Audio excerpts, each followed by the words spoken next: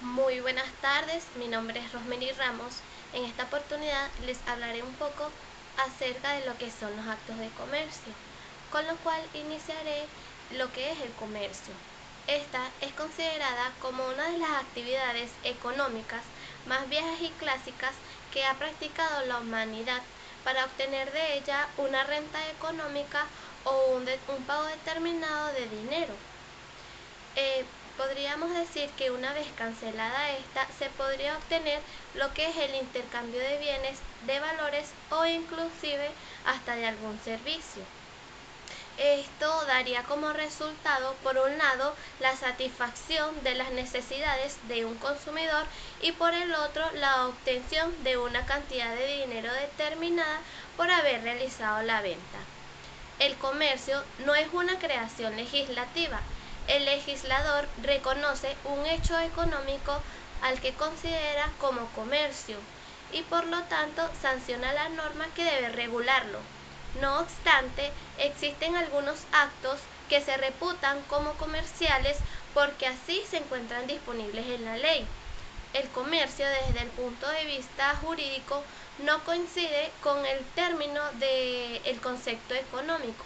La diferencia entre el concepto económico y el jurídico se explica por razones históricas y de políticas legislativas que se han ido desarrollando. Es notorio que este se ha ido desarrollando progresivamente en su ámbito de aplicación. También es importante conocer lo que es la clasificación del comercio, siendo esta la siguiente. Primero, tenemos por las personas que intervienen en el comercio. El comercio podrá ser público o privada. Se tendrá en cuenta las personas que intervienen en el acto. Si se realiza en el cual existe un control directo del Estado, será considerado como público. De lo contrario, será privado. Esto no significa que el Estado no vele por los derechos de cada una de las partes, sino que no tiene interés en dicha operación. Segundo lugar, tenemos por los medios de comunicación que se ha empleado en el comercio. En este tomaremos en cuenta los diferentes medios que se podrán emplear para facilitar lo que es el transporte del producto, bien sea dentro o fuera del país. Estos pueden llegar a ser fluviales, terrestres, marítimos o aéreos. En tercer lugar, tenemos por el volumen o importancia de las relaciones mercantiles. Podríamos decir que esta podría realizarse al por mayor o al por menor. Cuando hablamos al por mayor, el comerciante se abastece en cantidades mayores en el sector de producción para luego repartir a los demás en pequeñas cantidades. Cuarto, tenemos por el objeto. Para esto tenemos en cuenta la forma de pago en la cual se va a realizar el comercio. Por lo tanto, esta podrá ser al contado o a crédito. Quinto, tenemos acuerdo a la observancia de las leyes. En este sentido, podrá ser lícito o ilícito. Debemos dejar en claro que esto es solo una parte de la clasificación del comercio, ya que la misma es bastante amplia. Continuando con el tema, podemos definir lo que es el comerciante. La definición jurídica de un comerciante hará referencia a aquella persona que de manera habitual se ocupa en alguna de las actividades que las leyes consideran como actos de comercio.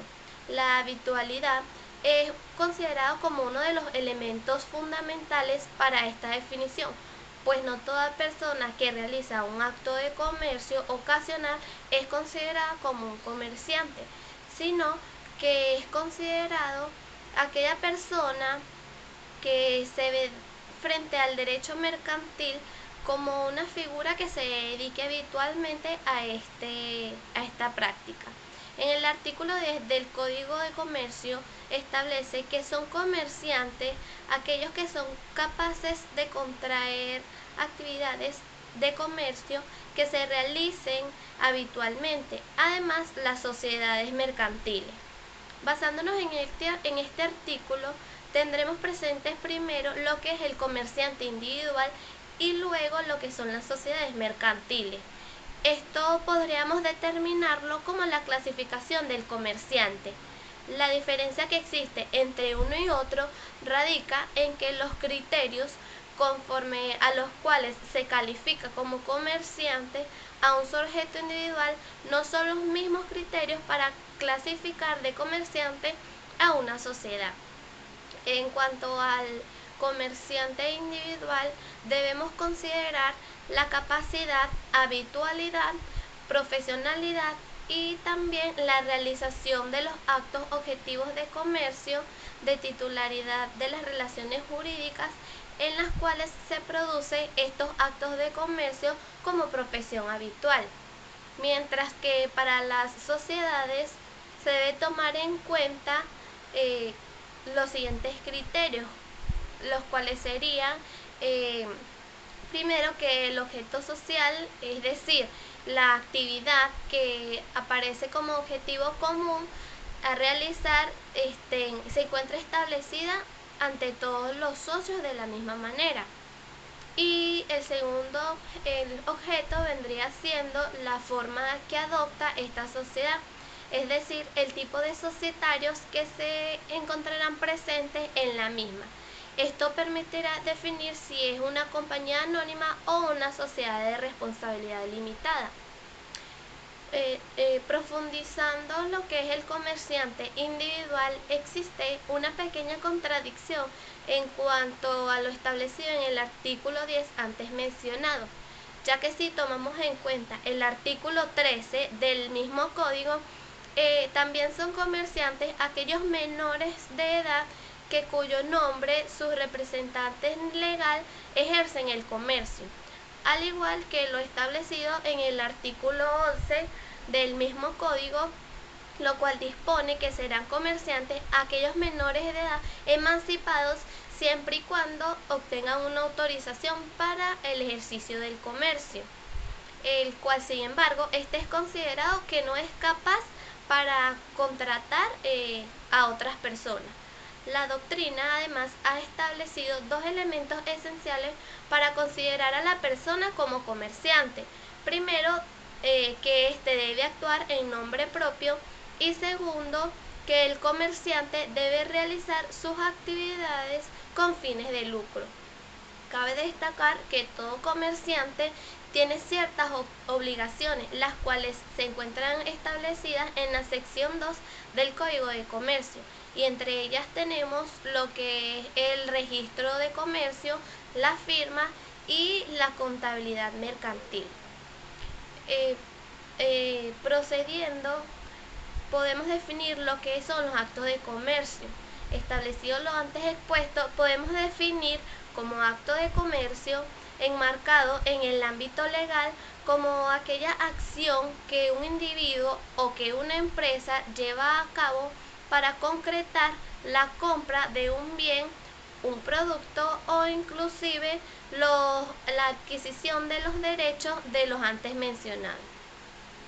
Una vez que se realiza el pago de una suma de dinero determinada, la cual será acordada entre el comprador y el vendedor, el comprador pasará a ser el nuevo dueño de lo antes acordado con el vendedor. El origen del acto de comercio se encuentra en las primeras actividades humanas, el cual se considera en el tiempo de las corporaciones. Únicamente se consideraban como actos de comercio aquellos que se realizaban por los comerciantes inscritos en las comunidades. Así lo consigna la ordenanza de 1673 para ese entonces.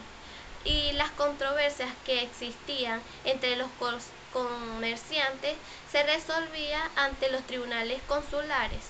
Hoy en día nuestra legislación cuenta con un código de comercio y es allí donde se encuentra establecido en el artículo 2 todos los considerados actos de comercio que en nuestro territorio. En estos tenemos lo que es la compra, permuta o arrendamiento de cosas muebles. hechas con ánimos de revenderlas, permutarlas o arrendarlas.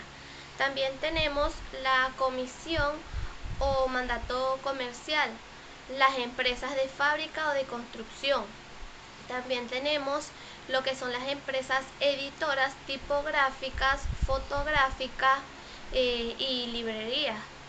Por otro lado tenemos lo que eran las operaciones de banco y las de cambio, las operaciones de bolsa y también lo que son los hechos que producen obligaciones en los casos de averíos, naufragios y salvamentos, entre otros.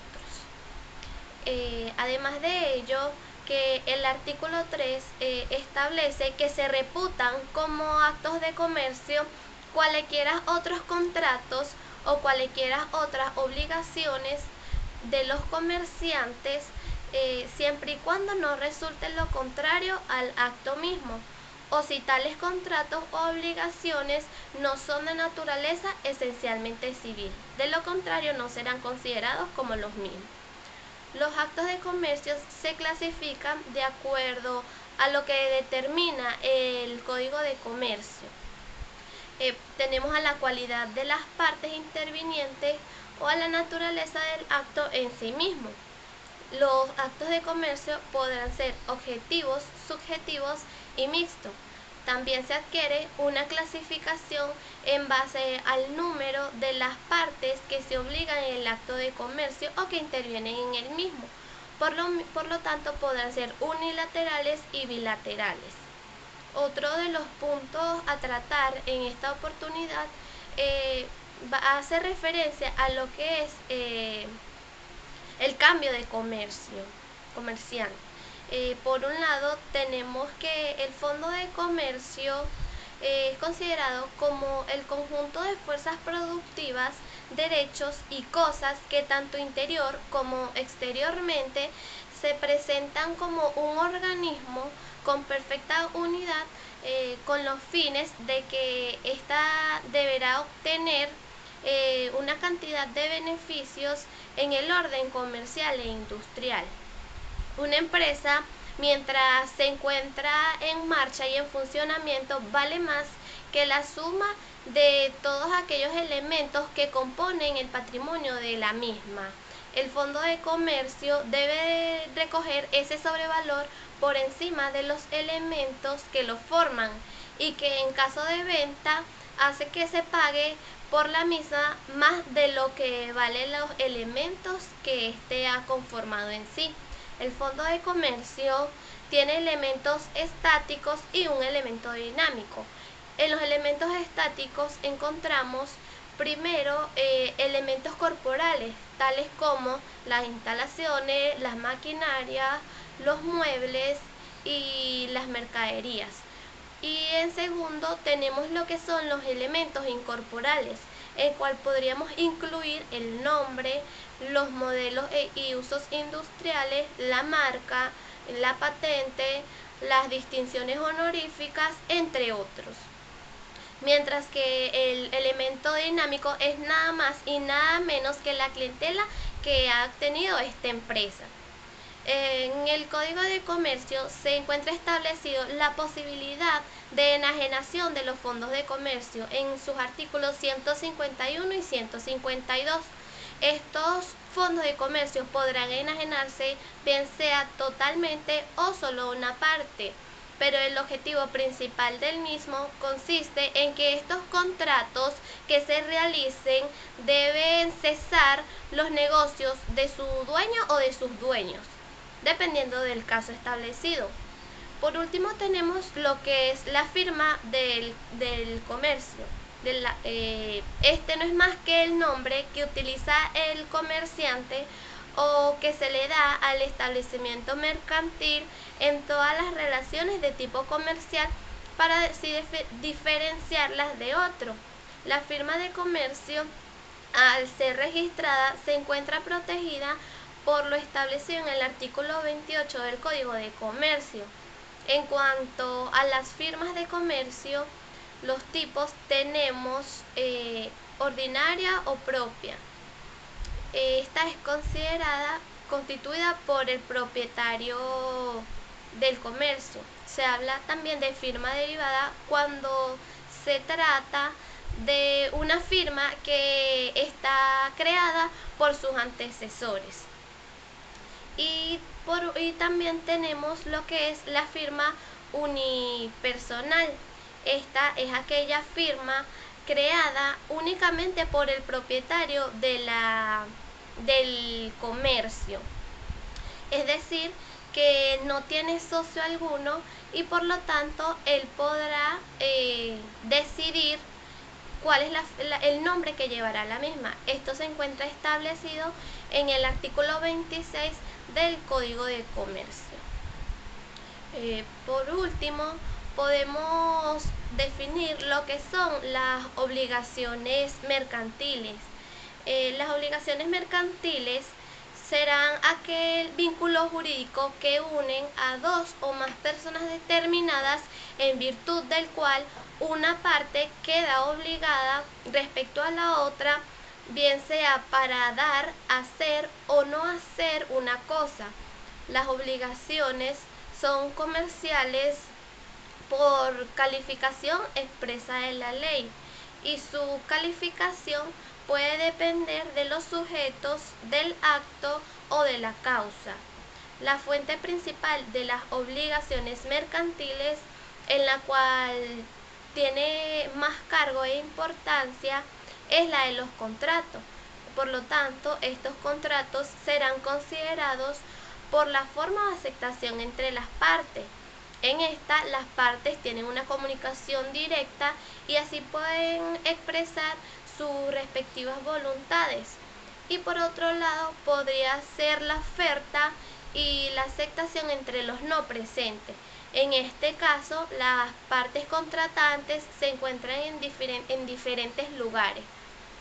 Por otro lado, el artículo 113 y 114 del Código de Comercio nos establece que las propuestas o las aceptaciones que se han llevado a cabo en un contrato pueden ser revocadas siempre y cuando se cumplan esos o se cubra la indemnización de los daños y perjuicios que han ocasionado la misma.